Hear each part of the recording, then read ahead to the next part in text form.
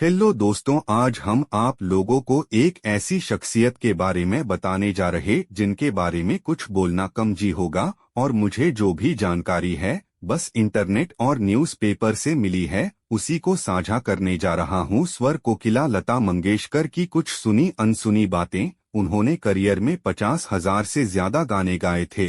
30 से ज्यादा भाषाओं में गाने का रिकॉर्ड भी लता दीदी के नाम है। उनके गानों की गूंज भारत समेत विदेशों तक थी, मगर उन्हें हर कदम पर खुद को साबित करना पड़ा। कोई ऐसा सम्मान नहीं था जो लता दीदी को ना मिला हो। उन्हें दादा साहेब फाल्के पुरस्कार, पद्म भूषण, पद्म विभूषण और भारत रत्न से सम्मानित किया गया था। उन्होंने 3 नेशनल अवार्ड भी जीते थे। 4 फिल्म फेयर अवार्ड भी अपने नाम किए थे। हैरान की बात यह है कि उन्होंने करियर का पहला फिल्म फेयर अवार्ड लेने से मना कर दिया था। उन्हें फिल्म मधुमती के गाने आजारे परदेसी के लिए बेस्ट प्लेबैक सिंगिंग अवार्ड मिला था, मगर उन्होंने यह अवार्ड लेने से मना कर दिया। इनकार करने की वजह उन्होंने यह बताई थी कि महिला आकार की ट्रॉफी पर कोई कपड़े नहीं हैं। उनके इस जवाब से सभी लोग दंग रह गए थे। बाद में ये अवार्ड उन्हें ढक कर दिया गया था।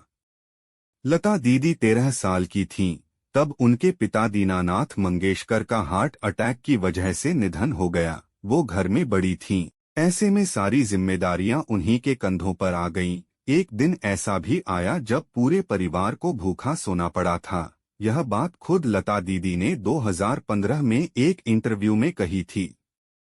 इसी दौरान मास्टर विनायक ने उन्हें अपनी मराठी फिल्म पहली मंगला गौर के लिए अप्रोच किया। पैसों की जरूरत थी तो उन्होंने हाँ कर दी और फिल्म में एक छोटा सा रोल भी किया।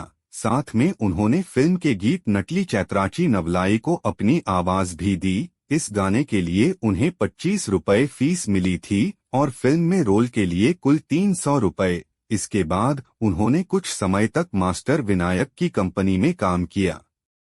जब लता दीदी ने इंडस्ट्री में कदम रखा तो कई लोगों ने उनकी आवाज को पतली कहकर रिजेक्ट कर दिया। इस लिस्ट में शशिधर मुखर्जी का नाम भी शामिल था। तब मास्टर हैदर अली ने कहा था, आने वाले दिनों में प्रोड्यूसर और डायरेक्टर इस लड़की के पैरों में गिरकर अपनी फिल्म में गाना गाने की विनती करेंगे।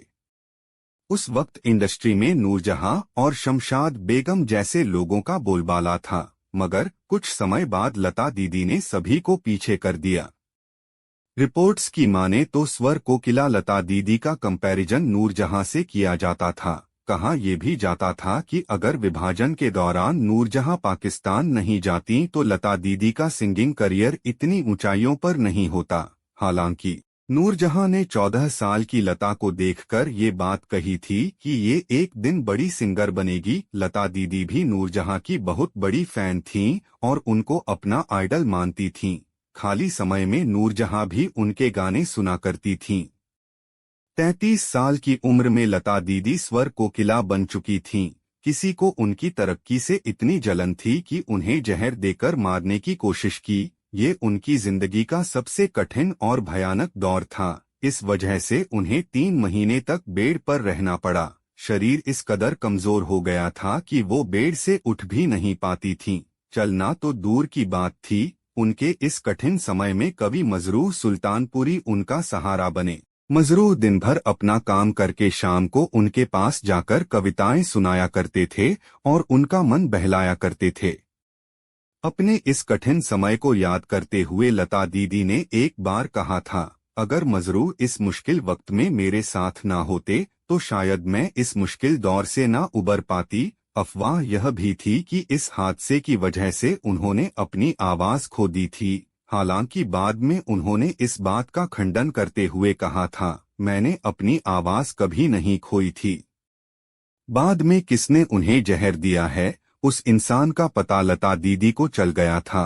उस शख्स के खिलाफ उनके पास पुख्ता सबूत नहीं था, जिस वजह से उसके खिलाफ पुलिस कार्रवाई न हो सकी।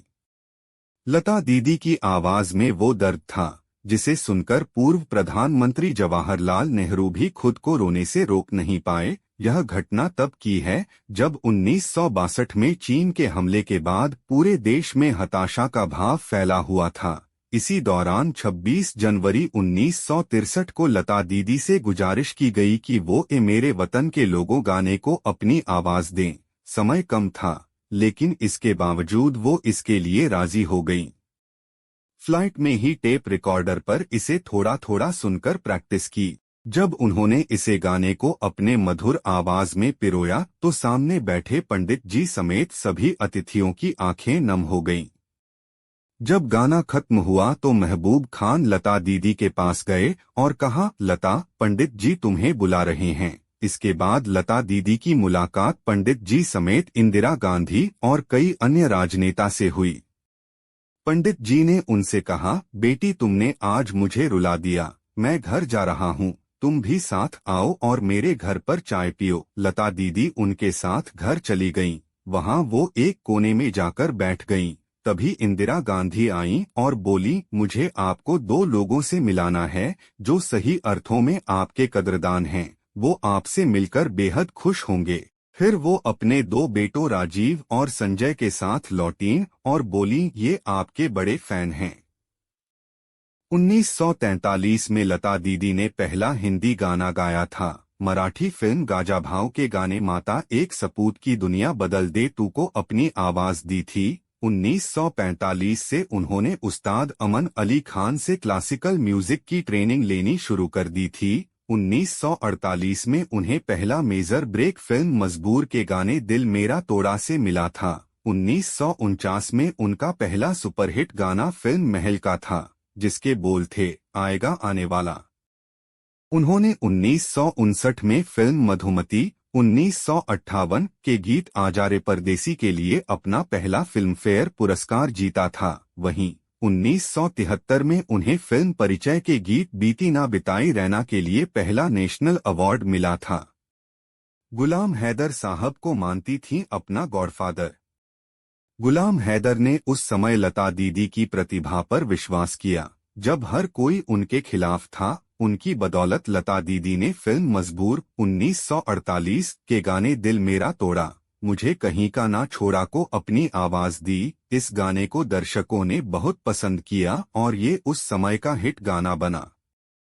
लता दीदी ने गुलाम हैदर का यह एहसान ताउम्र माना। 2013 में एक इंटरव्यू में उन्होंने कहा था, गुलाम हैदर साहब वास्तव में मेरे गॉडफादर हैं। वह पहले म्यूजिक डायरेक्टर थे जिन्होंने मेरी प्रतिभा पर पूरा भरोसा दिखाया था।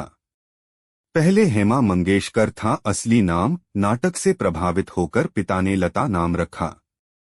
लता दीदी का पहले नाम हेमा था। बाद में उनके पिता ने अपने नाटक भाव बंधन की लीड फीमेल कैरेक्टर लतिका से प्रभावित होकर उनका नाम लता रख दिया। पहले लता दीदी के पिता का नाम दीनानाथ अभिषेकी था, लेकिन वो चाहते थे कि उनकी आगे की पीढ़ी का नाम बिल्कुल अलग हो। उनके पुरखों के गांव का नाम मंगेशी था और कुलदेवता का नाम मंगेश। इस तरह उन्होंने अपना सरनेम मंगेशकर कर लिया। इंदौर में मौसी के घर जन्मी थी लता दीदी। शनिवार 28 सितंबर 1929 को लता दीदी का जन्म इंदौर के एक सिख मोहल्ले में अपनी मौसी के घर हुआ। बचपन के कई साल उन्होंने इंदौर में ही गुजारे थे। पिता के नाटक कंपनी में काम करने का सिलसिला यहीं शुरू हुआ था। उन्होंने पिता के निधन के बाद 1945 में मुंबई का रुख किया था। म्यूजिक कंपोजर जयदेव के साथ काम करना सबसे कठिन रहा। लता दीदी ने 1940 से लेकर 2000 तक नई नई पीढ़ियों के सबसे बड़े म्यूजिक डायरेक्टर के साथ काम किया था, मगर जिसने उन्हें सबसे ज्यादा चुनौती दी वो जयदेव थे।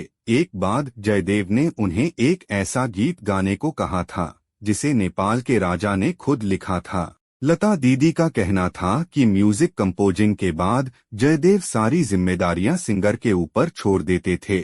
इस वजह से उनके साथ काम करना मुश्किल हो जाता था। लता दीदी किशोर कुमार को अपना भाई मानती थीं। दोनों की जोड़ी ने कई बेहतरीन गाने दिए हैं। उन्होंने फिल्म जिद्दी में पहली बार किशोर कुमार के साथ ये कौन आया रे गाना गाया था, मगर उनकी पहली मुलाकात का किस्सा दिलचस्प है। करियर की शुरुआत में लता दीदी लोकल ट्रेन पकड़कर स्टूडियो जाती थीं। एक दिन महालक्ष्मी स्टेशन में एक व्यक्ति कुर्ता पजामा पहने और छड़ी लिए उनके कंपार्टमेंट में चढ़ गया। लता दीदी को वो शख्स जाना पहचाना लग रहा था, लेकिन उन्हें समझ नहीं आ रहा था कि उसे उन्होंने कहाँ देखा है। जब उन्होंने लोकल से उतरकर तांगा लिया तो वो शख्स भी तांगे से पीछे आने लगा। वो घबरा गईं और तेजी में स्टूडियो पहुंची। यहाँ भी वो शख्स पीछे ही आ रहा था। स्टूडियो पहुंचकर उन्होंने संगीतकार खेमचंद से कहा, ये कौन है जो मेरा पीछा कर रहा है? खेमचंद्र ने पीछे देखा तो हंसने लगे और कहा, ये किशोर कुमार है, अशोक कुमार का भाई। कुछ इस तरह दोनों की पहली मुलाकात हुई। लता दीदी का पालन पोषण मुंबई में हुआ था। यही कारण था कि उनकी बोलचाल की भाषा भी मराठी ही थी। जब उन्होंने हिंदी सिनेमा में गाना शुरू किया था तो लोग मराठी होने पर उन्हें ताने भी मारते थे। इसी से जुड़ा किस्सा ये है कि एक दिन वो संगीतकार अनिल बिस्वास और दिलीप कुमार के साथ लोकल ट्रेन से गोरेगांव जा रही थीं। अनिल बिस्वास ने दिलीप कुमार से उनका परिचय कराते हुए कहा, दिलीप ये लता मंगेशकर हैं और ये बहुत अच्छा गाती हैं। इस पर दिलीप कुमार ने पूछा, ये कहाँ की हैं? अनिल बिस्वास ने बताया कि ये मराठी हैं। मराठी शब्द सुनते ही दिलीप कुमार ने अपना अजीब सा चेहरा बनाकर कहा, क्या है ना मराठी लोगों की बोली में थोड़ी दाल भात की बू। मराठी लोगों को उर्दू नहीं आती है, होती है। उनकी ये बात लता दीदी को बहुत बुरी लगी। इसके बाद उन्होंने उर्दू सीखने की ठानी और सीख भी ली। वो कहती थीं, वो दिलीप कुमार ही थे जिनकी बदौलत उन्हें उर्दू आई और उनका उच्चारण सुधर गया। बता दें, लता दीदी ने अपने करियर में 30 से ज्यादा भाषाओं में गाने गाए थे। लता दीदी के करियर को संवारने में 1949 की हॉरर फिल्म महल का बहुत बड़ा हाथ था। फिल्म के गाने आएगा आने वाला को लता दीदी ने आवाज दी थी। इस गाने ने उस वक्त सभी रिकॉर्ड तोड़ दिए थे। यह इतनी बड़ी सफलता थी कि इसने प्रोड्यूसर्स को एहसास कराया था कि म्यूजिक से भी काफी कमाई की जा सकती है। मुगले आजम के लिए नौशाद साहब ने दीदी को चुना था। लता दीदी की करियर ग्रोथ में नौशाद साहब का मेजर रोल रहा है। 1960 की फिल्म मुगले आजम में लता दीदी मधुबाला की आवाज बनी थीं। म्यूजिक डायरेक्टर नौशाद ने 150 गानों को रिजेक्ट करने के बाद प्यार किया तो डरना क्या सिलेक्ट किया था। इस गाने में जो गूंज नौशाद साहब को चाहिए थी वो स्टूडियो में नहीं थी। ऐसे में उन्होंने लता दीदी से बाथरूम में ये गाना रिकॉर्ड करवाया था। उस जमाने में 10 से 15 लाख में पूरी फिल्म बना करती थी, लेकिन इस गाने में पूरे 10 लाख रुपए का खर्च आया था। विदेश में परफॉर्म करने वाली पहली भारतीय महिला सिंगर थीं। लता दीदी पहली भारतीय महिला सिंगर थीं जिन्होंने विदेशों में शो करने का सिलसिला शुरू किया था। उनके इस कदम ने आगे आने वाली पीढ़ियों के दरवाजे खोल दिए थे। उन्होंने पहला शो लंदन के रॉयल अल्बर्ट हॉल में 1974 में दिया था। लता दीदी को सिंगिंग की रानी कहना गलत नहीं होगा। उन्होंने ना जाने कितने सिंगर्स के लिए म्यूजिक का सफर आसान बना दिया है।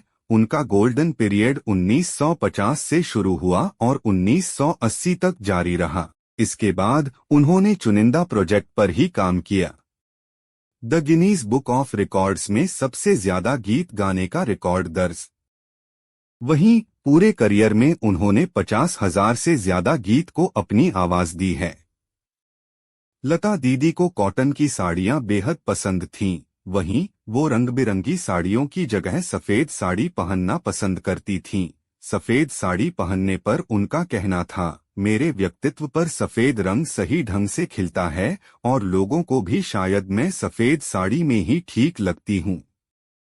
एक किस्सा यह भी है कि एक बार मुंबई में तेज बारिश हो रही थी। लता दीदी को समझ नहीं आ रहा था कि वो रिकॉर्डिंग के लिए क्या पहने। थोड़े के विचार के बाद उन्होंने क्रेप शिफॉन साड़ी पहनी जो शायद पीले या ऑरेंज रंग की थी। फिर जब वो स्टूडियो पहुंची तब उनकी यह साड़ी देख रिकॉर्डिस्ट पूछ बैठा, ये आप क्या पहनकर आ गईं? जवाब में लता दीदी ने कहा, इतनी बारिश में भीगती हुई आई हूँ। क्रेप साड़ी पर पानी जल्दी सूख जाता है, लेकिन कॉटन में ऐसा नहीं होता, इसलिए ये पहनना पड़ा। इस पर रिकॉर्डिस्ट ने कहा, यह आप पर जंच नहीं रही है। इस घटना के बाद लता दीदी को एहसास हो गया कि उन्हें लोग सिर्फ सफेद साड़ी में ही देखना पसंद करते हैं। ऐसे में उन्होंने रंग-बिरंगी साड़ियों से दूरी बना ली। 5 साल की उम्र में म्यूजिक ट्रेनिंग लेना शुरू किया। 5 साल की लता दीदी को सुर में गाता देख पिता ने संगीत सिखाने का फैसला किया था। पिता उन्हें रोज 6 बजे उठाकर संगीत सिखाना शुरू कर देते थे। 9 साल की उम्र में उन्होंने अपना पहला स्टेज परफॉर्मेंस दिया था।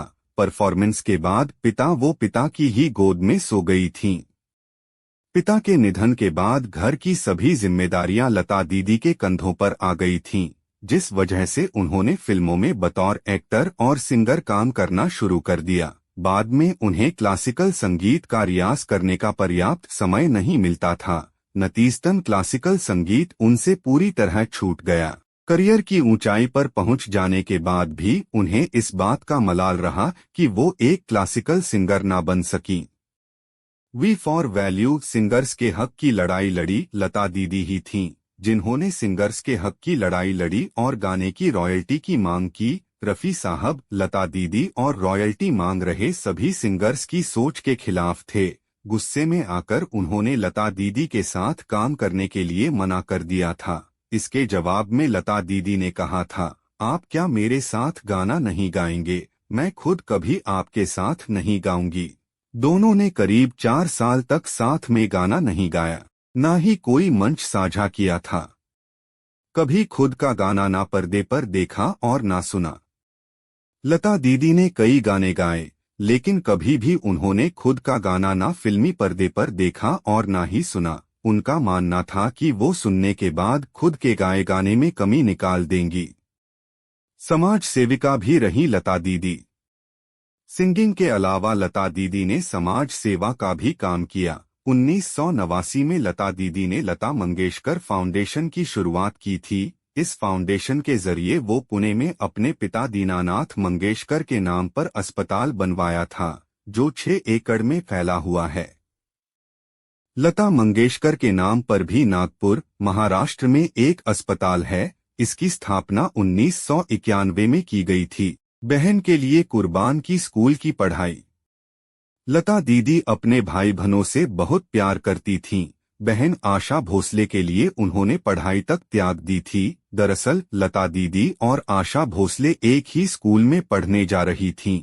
स्कूल में पढ़ने के लिए दोनों की अलग अलग फीस देनी थी। घर की हालत ठीक नहीं थी, जिसकी वजह से लता दीदी ने अपना नाम कटवा लिया। वो सिर्फ 2 दिन ही स्कूल जा पाई थीं। खुद की जिंदगी को पब्लिक डोमेन में नहीं लाना चाहती थीं। लता दीदी का जीवन असाधारण रहा है। लता दीदी की आत्मकथा लिखने की कोई योजना नहीं थी, क्योंकि वो अपनी लाइफ को प्राइवेट रखना चाहती थीं। अपनी कहानियों के जरिए वो किसी को ठेस भी नहीं पहुंचाना चाहती थीं। उनका कहना था, कुछ बातें अनकही रहें तो ही बेहतर है।